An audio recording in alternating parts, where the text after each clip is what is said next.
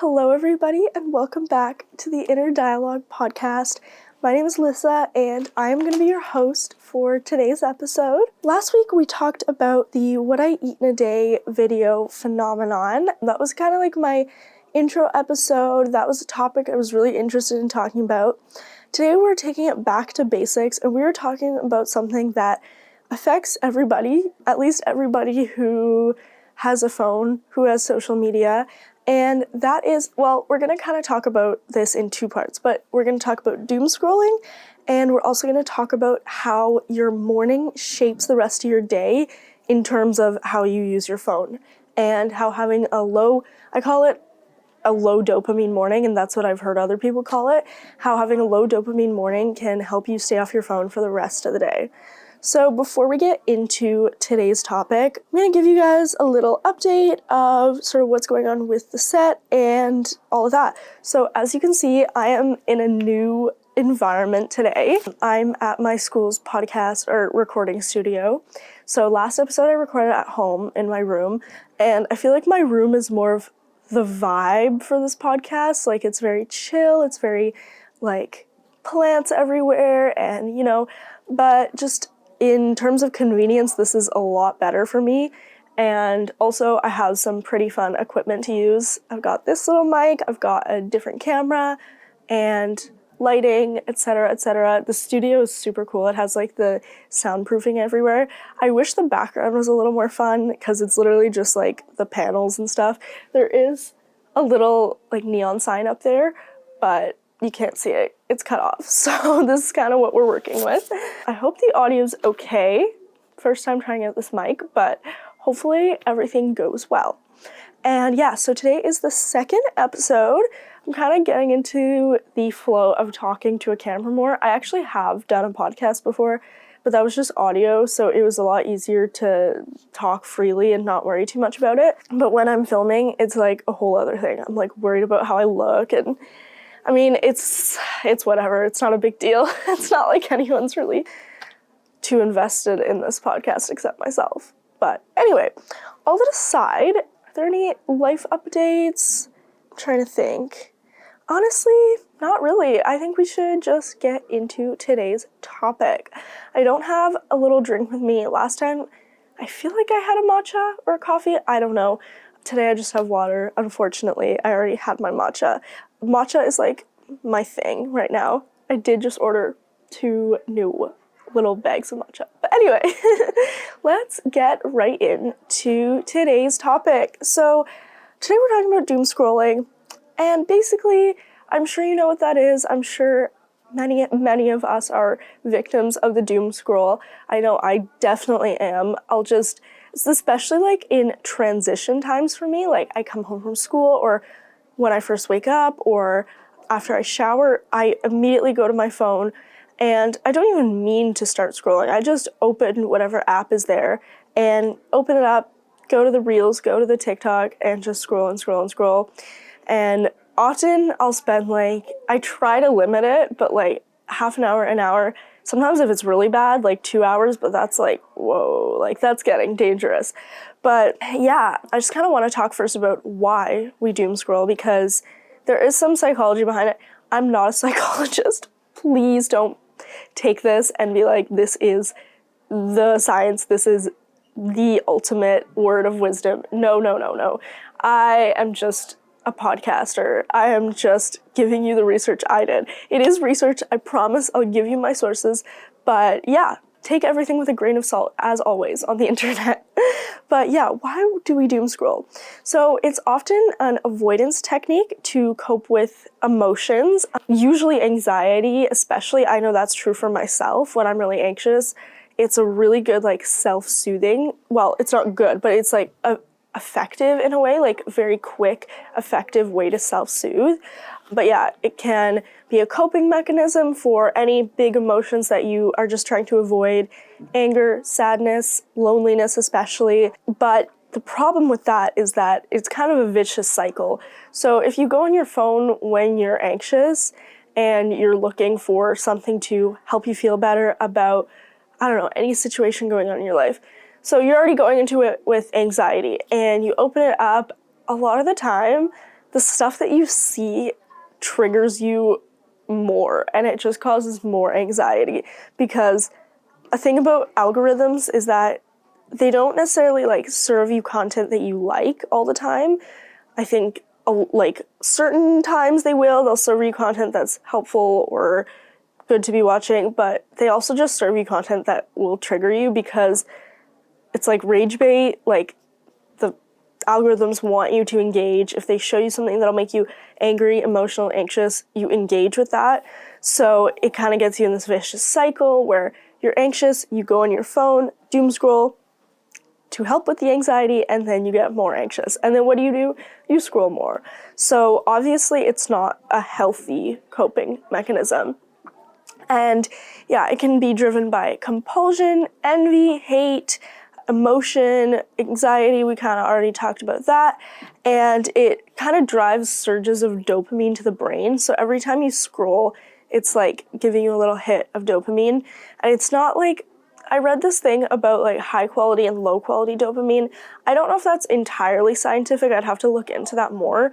But it's definitely like the quick kind of dopamine, where some dopamine is like from doing a task or like completing something, like you have to work for it. You have to like complete the task to get the dopamine hit. But this is like fast. It's like you scroll your finger and it's like a little bit of dopamine every time.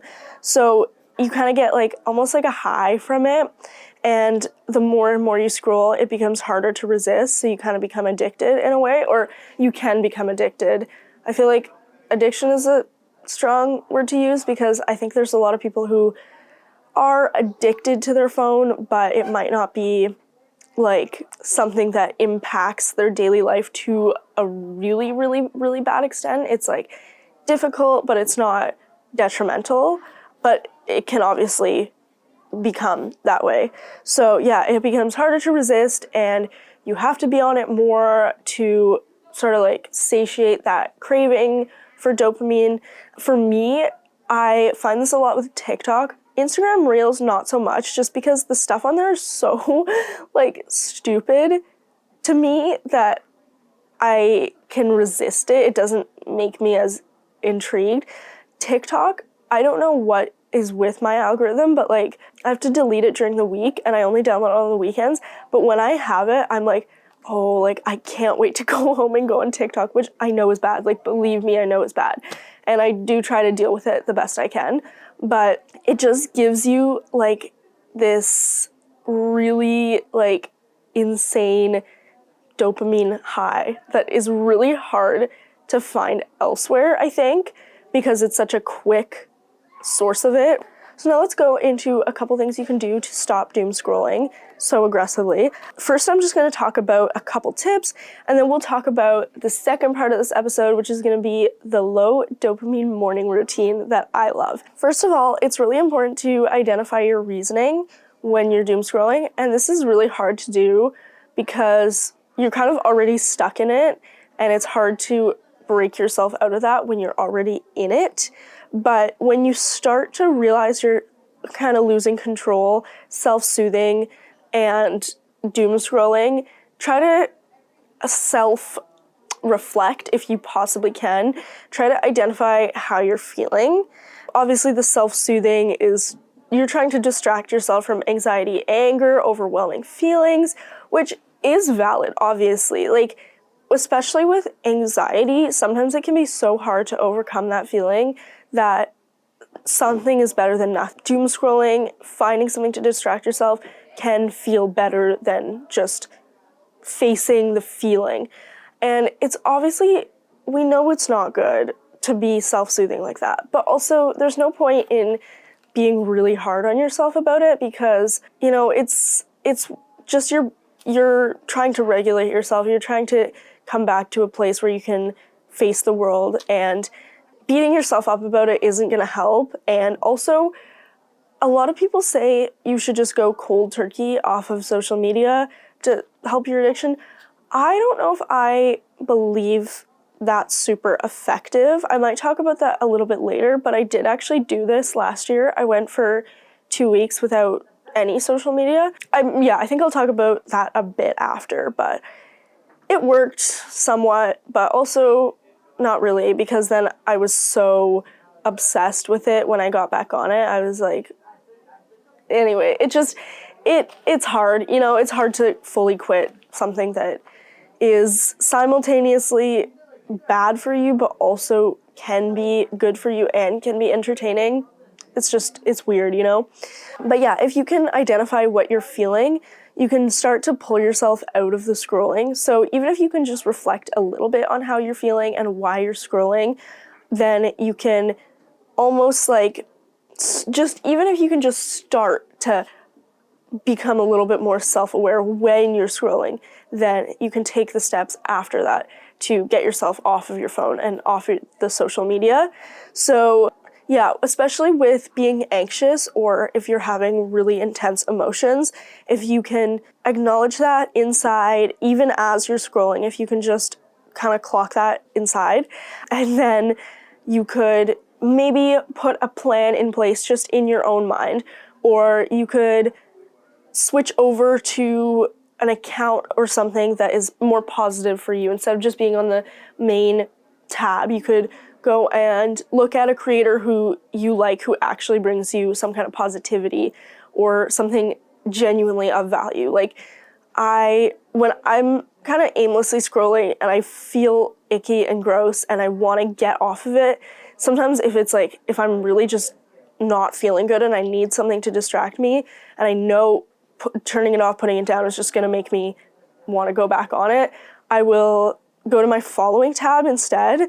And there's a couple creators that I follow who are more just interesting stuff. I follow one lady who talks a lot about perfume and just little niche interests like that. So if you could even go over to that where you're still getting the same unhealthy dopamine hit, but it's predictable.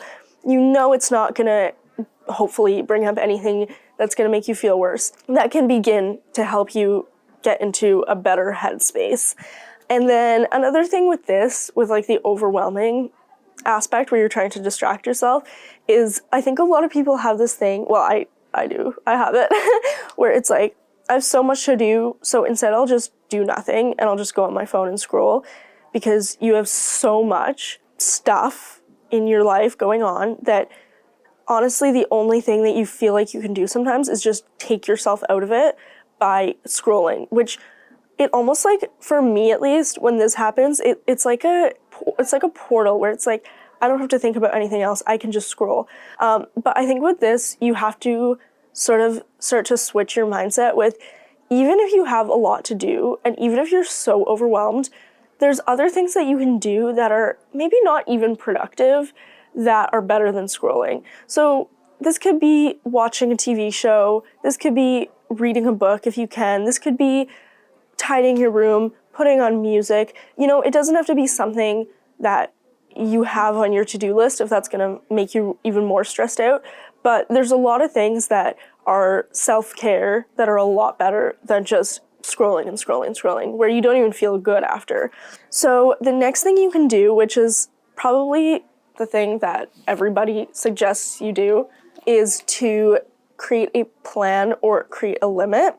So while you're scrolling, sometimes if you can snap out of it a little bit, I think that you can give yourself a time limit of just if you're okay, I realize I'm doing this, I realize I'm self-soothing, I realize I'm feeling this way, and I'm just gonna give myself 10 minutes, and then I will go do something else. And I think it's important to have an idea in mind of what you want to do after. This is something that I try to do, where if I really just need to forget everything and be on my phone, I'll be okay, I'll be on this for 10 more minutes, and then I'm going to set up my laptop, put on a show, light my candle, and then I kind of break out of that cycle where all I can do is sit and go on my phone. And then you can also always do screen time limits.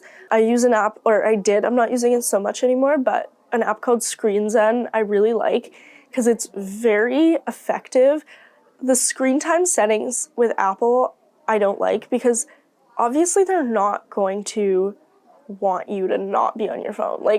And system designed, your phone is designed for you to be addicted to it, so their built-in screen time settings aren't gonna be actually helping you get off your phone. because they want you to be on your phone. Not to be like a conspiracy theorist, but obviously they're a phone company. They want you to be on your phone. But Screen Send I really like because it genuinely makes you not want to open your social media. It has like delay timer, so when you open an app, you have to wait. You can set it to like any time. My friend had it set to like 500 seconds at one point, so like basically she just couldn't get into it. But you can set it to 5 seconds, 3 seconds, and then it counts how many times you open it, so you can see, which like that really gets in your head when you see how many times you've opened it. And what else? You can do like a complete shutdown option. So for that, it just doesn't let you go on it. You have to go back into the app, into the Screen Send app, and then like reset it. And it also gives you a streak for how long you've had that setting on. So anyway, I like that. I think it's really effective. And yeah, that one was what I was using when I was doing my social media break, cleanse, etc., which was last September and October. I think it was mostly October of last year. It was like half of October. And I was in an English class and we were talking a lot about like phone use and stuff. And I was starting to be like, I really need to get off social media. Like, this is bad for me. And especially, okay, if you haven't watched I think it's called The Social Dilemma, watch that. It'll probably make you want to not go on your phone anymore. But I watched that and I was like, okay, I need to do something. So I set that up where I just couldn't go on any social media. And it was interesting. Like, it was hard, I think, because so I have quite a bit of anxiety, and when I don't have that to fall back on, it did sometimes make me go a little crazy. And I am saying that about myself, not about anyone else. But I was really, really, really anxious, and it made me like think a lot about like wanting to go on my phone. So I don't know. And then when I got back on it, I tried to like phase it back in, but I just sort of ended up back where I was. Although I do think it helped sort of like break the cycle I was in. Like, now I feel like I have a bit of a better handle on it. Before, I was really just, I would come home from school and like scroll on my phone for 2 hours. I don't do that so much anymore. So it is helpful if you really need to just experience what it's like to not be addicted for a little bit, or not be like constantly craving social media for a bit. It can be good, even for a week or a couple days if you want. It's a good experiment. It makes you a lot more like aware of stuff around you. And yeah, it was interesting. I think it obviously like it was hard, but yeah, it's worth it to try. But I don't think it's like the solution to fixing your doom scrolling habits. So yeah, that's kind of just a little rundown of some tips and tricks. Not super, like, there's no like one answer to how to get off your phone. I mean, obviously the easiest option is, or like everyone just says like just put the phone down, but it's not really that easy, just because of the way that the algorithms are designed to like keep us in, and like they're basically just making money off of trying to get you to stay on the platform. So anyway, it's like, it's hard, you know? It's hard to go against what the platform is wanting you to do. So another thing that has helped me a lot, which I have been doing for how long? Maybe a couple weeks now. I want to say at least a month, because what is it? It's November 25th. So yeah, I would say for about a month now, I've been doing my low dopamine morning routine.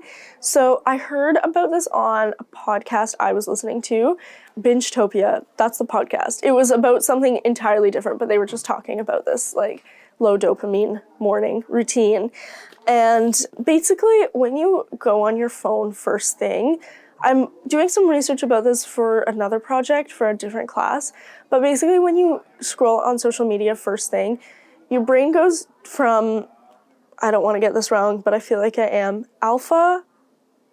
it goes from delta waves, which is when you're asleep, pretty much straight to alpha waves, which is when you're like awake and like doing stuff. And so theta waves is the one in between. So the different waves are different brainwave frequencies basically, and they all have different like ways of like existing in your brain. I know I'm getting this so wrong. I it's hard to explain, but like, for example, like delta waves when you're sleeping, like your brain is sort of shut down. This is when you're not dreaming, because theta, I think, is when you're dreaming more. And then alpha waves is when you're awake and you're not like super actively engaged in something, but you're, thinking, doing, etc. And then beta waves is when you're actively engaging, speaking, doing a project, working on homework. Gamma waves is when you're like dialed in, focused. But yeah, theta waves is like this kind of like daydream state. So a lot of like creativity, brainstorming, and just like free floating thought happens there. So when you skip that step and you go from sleeping to awake, you sort of miss that. And it kind of like, from what I read, it just basically cuts down on like your creative thinking and your like de-stressing, like that. The theta waves have been researched to help people with anxiety. So like spending more time in the theta wave state can help calm anxiety and, just put you in a better headspace for the day. So yeah, when you skip that, it's obviously not super great. So I have started, instead of going on my phone first thing, I try to delay that as much as I can. And then the other thing, especially if you scroll on your phone first thing in the morning, is every time you scroll, you're getting some of that cheap dopamine hit. So you're feeling that like high off of social media, and then when you turn it off, it's so hard to continue on with your day. I used to have like genuinely such a problem with this, because it would be like I would eat breakfast scrolling on my phone, and then I just couldn't get off of it, because every time I turned off my phone, I would either be so tired I would just want to like go back to sleep. So then instead of sleeping, I was like, well, it's probably better to be on my phone and be awake. But then I just couldn't get up. I couldn't move on with my day. And it's like nothing else in your day then like compares to that like dopamine hit you got right in the morning.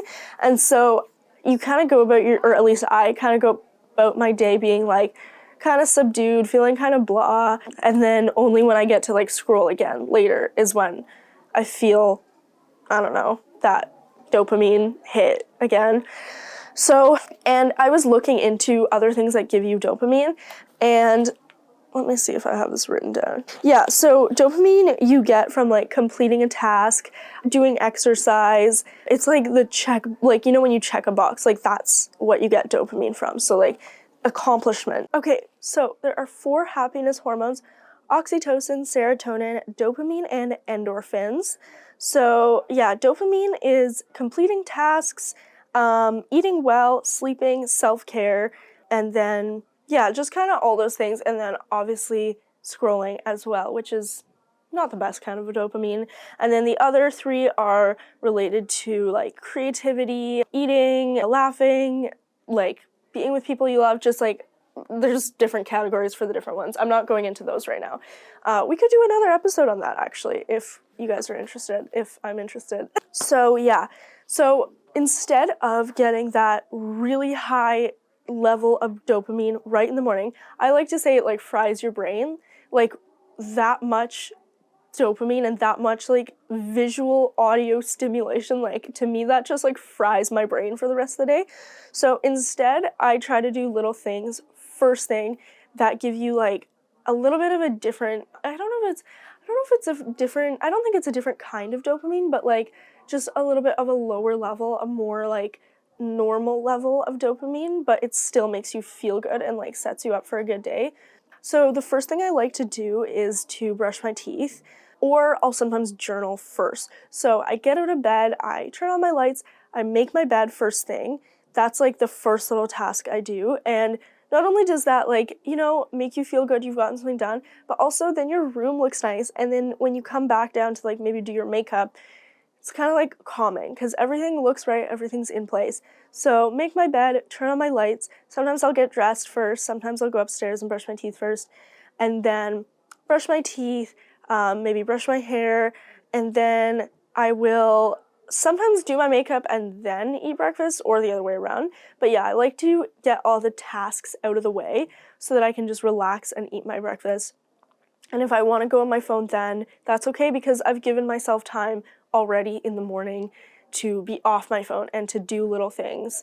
And the other thing I've noticed, which is super interesting, is when I get up and I don't go on my phone and I just do all these little things, my brain is surprisingly quiet.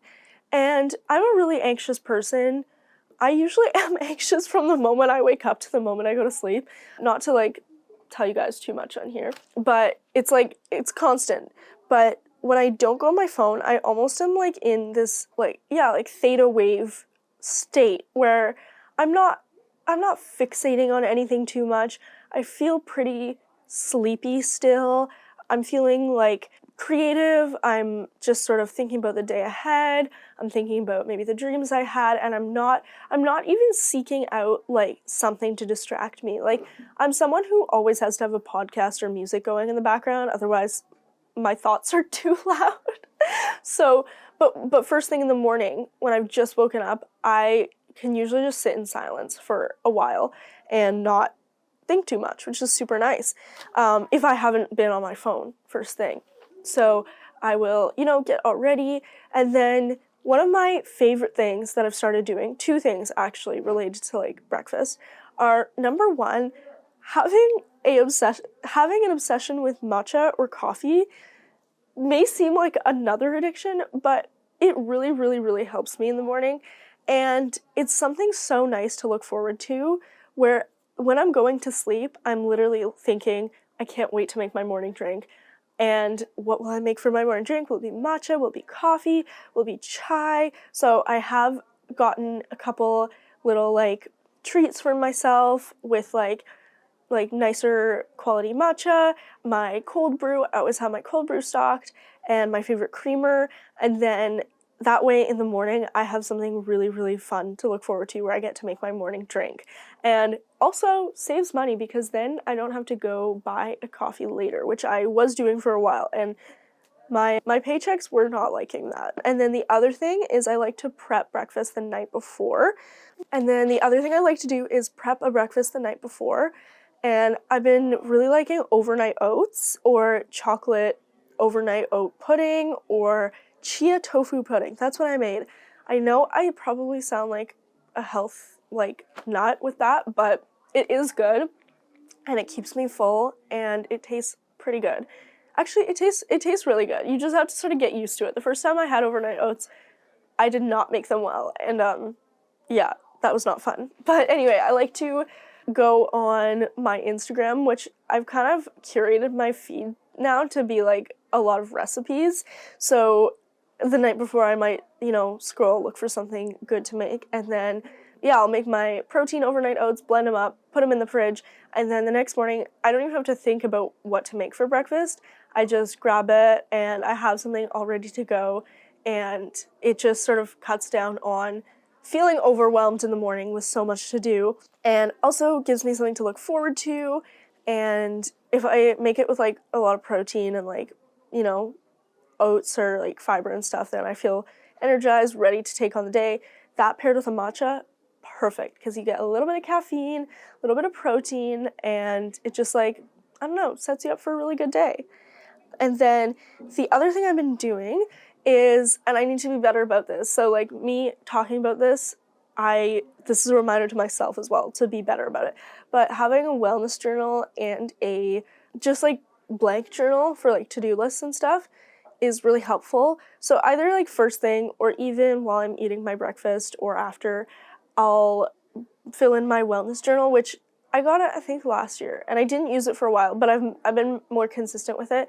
So it's just like, what does it have in it? It has like, you log your sleep, you put an intention for the day, and then there's like meals, exercise, and then like at night there's a reflection to do. So I especially like to do the intention first thing, and I actually have started being better with my intentions because of another thing I've been doing, which is listening to like a motivational morning podcast when I wake up instead of, music, or instead of something a little more exciting. I like to listen to Fernanda Ramirez. She's like a YouTuber podcaster. I forget what it's called. It is Fernanda Ramirez her podcast is called A Better You. Highly recommend. And I think it's the morning motivation episode. I think it's called Listen to This Every Morning. And she kind of talks about just like how to make a good day. And she does a bunch of affirmations and intentions. And just listening to it, like I'll literally listen to it like every day, which I haven't been so great about lately. But like if I listen to that right in the morning, sometimes I genuinely get so much positive energy from it. Just hearing her say like, today's gonna be a good day, create your own reality, create a good day for yourself. Her just saying these affirmations, like it gives me like a positive mindset, and it's so helpful to keep me off my phone, even though I am technically on my phone, but like I'm just listening to something. But yeah, those affirmations, I've been writing them down in my wellness journal, and then with my other journal, that is my like planning notebook, I will write down just like to-do stuff for the day, even to-do stuff for the morning, so I get that satisfaction of like checking the box, kind of replacing the scrolling. And then another thing I will do sometimes in the morning is I'll make a dopamine list for the afternoon, because one thing I really struggle with is going on my phone right when I come home from school and losing like hours after school basically where I just go on my phone. And also with the sun setting earlier, it's like those like from 3 p.m. to like 4:20 basically is where the sun sets. If you don't take advantage of that and get outside or like go for a run or a bike, you're losing daylight, then it's dark. So yeah, I have to be really intentional about that afternoon time, and planning out like this dopamine list really helps. So this is something that I heard about probably on TikTok, to be quite honest. And I also was listening to another podcast, Isabella Lanter's podcast called I've Got You, and she was talking about her dopamine menu. So for my dopamine list, what I often put is like doable things. So not like crazy goals, not like run 30K, just like things I probably want to do anyway that afternoon, but sometimes might forget, or other things that I enjoy doing that are really hard to think about when I'm stressed or anxious. Like when I come home from school, I'm not like, I can't wait to read my book, I can't wait to sketch, just because my brain has been really conditioned to going on my phone, that's the only thing I can think of. So I'll write down like a checkbox, sketch for a bit, or a checkbox, read X amount of pages, or bake something, make food, make coffee or tea, even when I come home from school, make a snack. And then I'll also like to put some sort of exercise on there. Even if it's a rest day, I'll just put like go for a walk or stretch or do a core workout. And then that way when I come home from school, sometimes I don't even have to look at it, but just knowing I had written that in the morning, it reminds me that there's other stuff I can do instead of scrolling, and stuff that I enjoy. Like I always complain about not having enough time for art when I do. I literally do. It's so hard when you're in that stressed out mindset and all you want to do is self-soothe, to think about the things that are actually going to help you out. So that can be so great to have, just to like back you up. And you could also put it on your phone if you want to just make a master list. I like to do it for each day because I kind of have different stuff that I want to do depending on the day, but you could just put it in your notes app, or honestly like make it a widget on your phone, or like screensaver if you wanted to do that. That could be fun too. And then another thing that I think is helpful when you're kind of wanting to take that step to get off your phone and to stop doom scrolling is, instead of just going, like I said, cold turkey, going off social media, to make stepping stones. So the first thing that I think I did was I downloaded like a wellness app. It's called Kinder World. And you kind of like water these plants, and it's like you do emotional naming, or you can do like a breathing exercise. And it's just like another place to go on my phone aside from social media. So, because sometimes like with my phone, it's like the only thing to do is go on Instagram, go on TikTok. But having a separate app can help you just have another touch point to go to instead of like TikTok, Instagram. And even if you're at a place where you're so tired in the morning that the only thing that gets you up is to go on your phone, then going on that app can be a little bit more calming, and you even get the benefits of like that little bit of journaling if you do like emotional naming, or there's like a journaling option. So that one is good. And then there's another one I think called self-care, or honestly any like meditation app like that, just so that you have the option to go on your phone if that's something you feel you need, but it's not like the aggressive like dopamine rush from social media. And then eventually I think it's also good to like phase it out, where you could not go on your phone for the first bit of your morning, that's where I started with that, and then I kind of was able to phase it out where I'm only going on my phone after a certain amount of time. You could always delete the apps off of your phone so that you could go on them on your computer or your browser. I don't do that. I know I should, but I have to have Instagram on my phone for my work, for like social media for one of my jobs. So having the apps not on your phone can obviously help you just not be able to access them so easily. And then another thing with that I've done is I don't have TikTok on my phone during the week, just on the weekends, because I don't want to be able to waste my time so much like during the school week. Especially with TikTok, I spend a lot of time on there when I have it, because my algorithm is just like it knows me so well. I don't like that. It makes me too addicted to it. So I just have it on the weekends and I delete it during the weekdays. So that kind of keeps me a little more grounded and not able to scroll for so long, because like I said, Instagram Reels, I don't know why, I just don't. My algorithm is so weird. I just like, I'll scroll a couple times and like, I have to turn it off. It's so bad. I'm like, I can't be watching this right now. So if you want to take that a step further, then deleting them all altogether and then going on them on your browser or your laptop when you have to could be an option. And then other than that, I think one of the best things to do to keep yourself accountable for your mornings is to just plan out what you're going to do the night before. And this can also help you sleep and help you wind down without a screen. So you could just literally plan out like hour by hour, like 6 a.m. wake up, and then 6:15 get out of bed, and then just having that plan makes you have a little more structure in your morning to not reach for your phone, because you know what you have to do, you know what you're supposed to be doing, and you can just do it, get through your morning, and be a little more awake and alert and able to use your critical thinking before you reach for your phone or for social media. And then I also think with the listening to a podcast, I think that can be helpful to sort of like give you that alternative again. Just like I was talking with the app, like one of the like mental health apps, it can help you still be allowed to go on your phone, but instead of, encountering negative stuff possibly, and instead of getting that like dopamine high in the morning, you are kind of doing the opposite, and you're kind of keeping your brain calm, giving yourself positivity, and setting yourself up for a better day where you don't have to rely on social media to like calm your emotions and make you feel, like regulated and to soothe your anxiety, etc., etc. But those are all my tips for how to stop doom scrolling and how to have a lower dopamine morning so that you can set yourself up for a better day. These things have really helped me.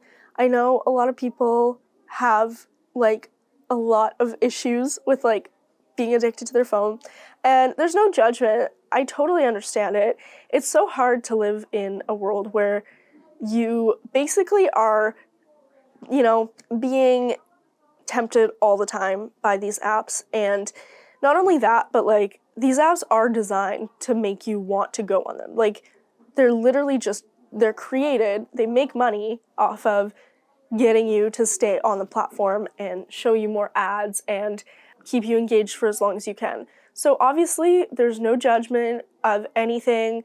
Like, everyone sort of is in the same boat. And I think the only thing we have the responsibility for is to just make sure that our usage of social media is benefiting our mental health. And I honestly think that there is a lot of good that can be done on social media, but that's always like up to you to seek that out and to find the content that is more helpful instead of harmful. And that's kind of my take on everything.